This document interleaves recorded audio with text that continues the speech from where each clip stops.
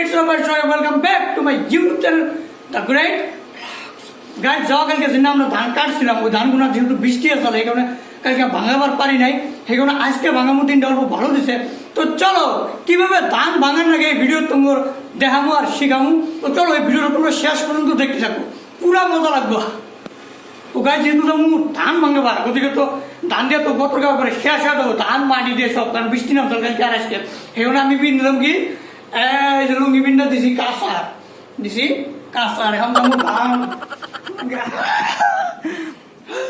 চলো চলো চলো পুরা মস্তি করে ধান ভাঙা মাছকে। হ্যাঁ স্যান্ডেল নাই না একটা ভাঙাবো ধান।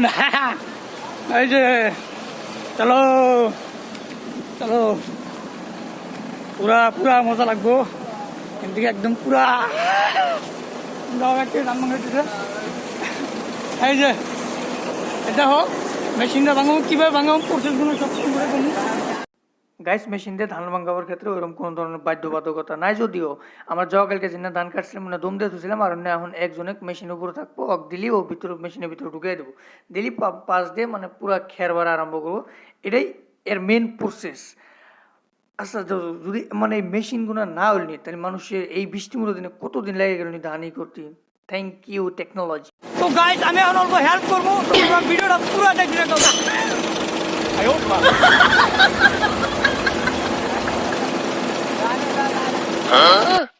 গাইস মানুষ খালি ভাবে যে আম্বানি খালি খাই আর স্টাইল করি আর ফ্যাশন করি, আম্বানি কোনো ধরনের কাম করি না, কিন্তু মানুষ তো ওইটা জানে না যে পাগলা যে কাম ধরে ওইটা আবার ছাড়ে না।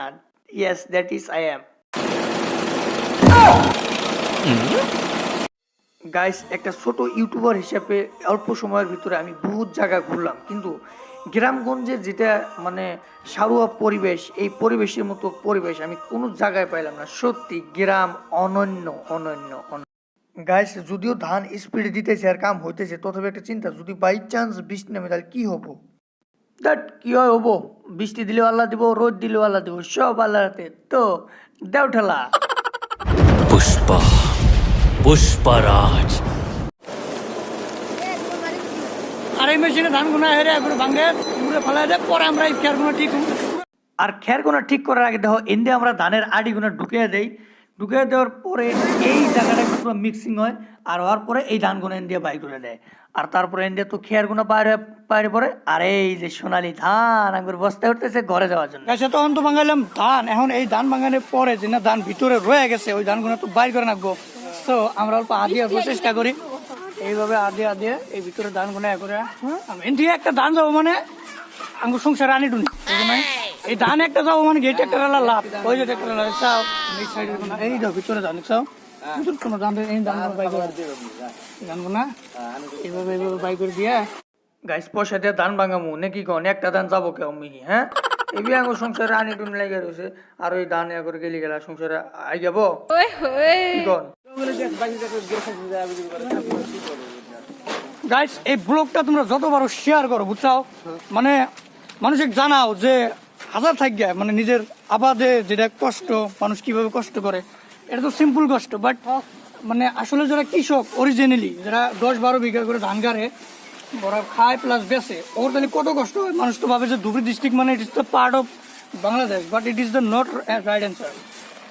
The right answer is we are Indian first of all, and secondly we are the citizen of Assam and India, and after that we are the residents of Dhubri. That's it, nothing else. Kam khatam हम गाड़ी डालबो back করে দেব লাঙ্গ পুষ্পা দাসা मादा इंद्रदुल কি বেটা কে elder brother। हां little brother इधर सुनो, तुम कहाँ से हो बताओ इसको, कहाँ से बताओ, हमारा हिंदी भाषा बुझता नहीं है, तुम हिंदी बुझता है। আর গাইস ধেমালি ফুর্তি করতে করতে একটা সময় কাম শেষ হলো, আর গাড়িও নিজের স্থান ফলনি করে মানে নিজের ডেস্টিনেশনের দিকে রওনা দিল। জয় হোক।